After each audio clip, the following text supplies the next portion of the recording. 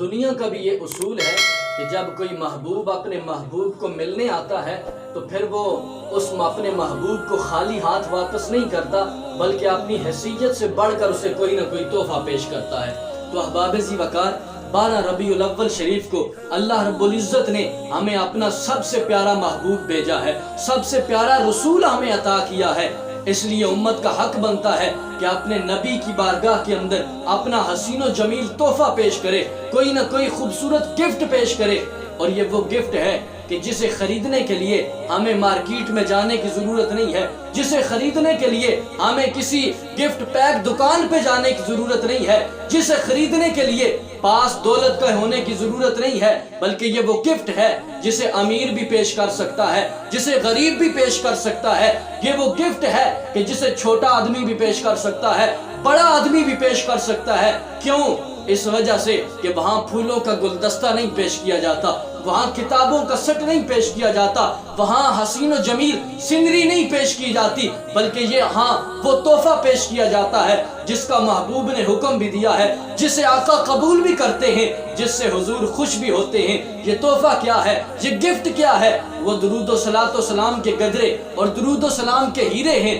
احباب ذی وقار، اپنے نبی پر اپنی استطاعت سے بڑھ کر درود پاک پڑھیں۔ ہماری زندگی کا ایک ایک لمحہ آقا علیہ الصلوۃ والسلام پہ درود پاک پڑھتے ہوئے گزر جانا چاہیے، اس لیے کہ تاجدار کائنات صلی اللہ علیہ وسلم نے ارشاد فرمایا کہ میرا جو امتی مجھ پہ ایک دفعہ درود پڑھتا ہے، اللہ رب العزت اس کے اوپر 10 رحمتوں کا نزول فرماتا ہے۔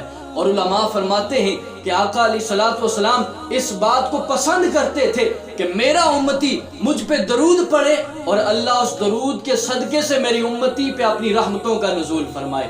احباب ذی وقار، عبادات ساری خدا کی ہیں، اللہ ہر عبادت کو پسند کرتا ہے، لیکن علماء فرماتے ہیں کہ جتنی کرم نوازی رب درود پاک پڑھنے والے پہ کرتا ہے، اتنی کرم نوازی کسی عبادت پہ بھی نہیں ہوتی۔ وجہ یہ ہے کہ جب امتی اپنے آقا پہ درود پڑھتا ہے، پھر اللہ رب العزت اس امتی کو اٹھا کے مصطفیٰ کی نگاہوں میں پہنچا دیتا ہے۔ جب امتی اپنے آقا کی نگاہوں میں چلا جاتا ہے، پھر رب کائنات اپنے اس بندے کو نہیں دیکھتا، اسے دیکھ کر اس کی شان کے مطابق اس پہ کرم نوازیاں نہیں فرماتا، بلکہ رب اپنے محبوب کو دیکھتا ہے اور محبوب کی شان کے مطابق اپنی امتی کے اوپر رحمتوں کا نزول فرماتا ہے۔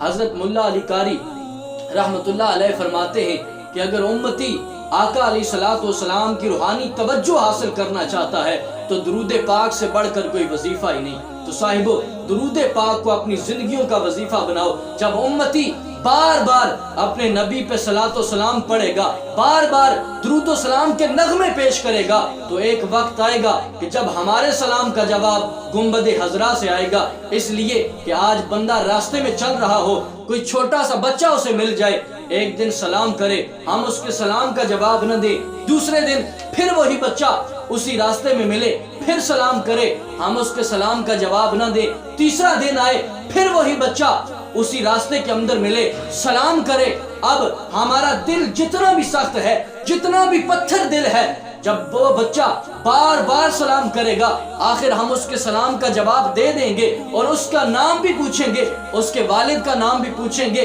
کہ یہ اتنا تربیت یافتہ بچہ کس کا ہے جو ہر روز سلام کرتا ہے، ہر روز راستے میں ملتے وقت سلامتی کی دعا دیتا ہے۔ احباب ذی وقار، یہ تو ہمارے پتھر دلوں کا حال ہے کہ بار بار کوئی سلام کرے، ایک دن ہم اس کے سلام کا جواب دے دیتے ہیں۔ ہمارے آقا تو بڑے کریم ہیں، ہمارے حضور تو بڑے شفیق ہیں، ہمارے نبی علیہ الصلوۃ والسلام تو بڑے رحیم ہیں۔ اس لیے جب امتی بار بار اپنے آقا پہ صلاۃ و سلام پڑھے گا، ایک دن آئے گا کہ جب ہمارے سلام کا جواب گنبد خضرا سے واپس آئے گا۔ تو احباب ذی وقار، درود پاک کو کثرت کے ساتھ پڑھا جائے۔ اور علماء فرماتے ہیں کہ درود پاک یہ وہ وظیفہ ہے کہ اگر کوئی بیمار درود پاک پڑھتا ہے، اللہ پاک اس درود کے صدقے سے اسے شفا عطا فرما دیتا ہے۔ اگر کوئی حاجت مند پڑھتا ہے، اللہ پاک اس کی حاجت کو دور فرما دیتا ہے۔ اگر کوئی بے اولاد صالحہ کے حصول کے لیے اپنے نبی پہ درود پڑھتا ہے تو رب کائنات اسے اولاد نرینہ کی دولت سے مالا مال فرما دیتا ہے۔ اور اگر کوئی دیدار مصطفیٰ کے لیے اور مدینہ المنورہ کی حاضری کے لیے اپنے آقا پہ درود پڑھتا ہے تو آقا علیہ الصلوۃ والسلام اسے اپنے گھر بلانے کی اجازت عطا فرما دیتے۔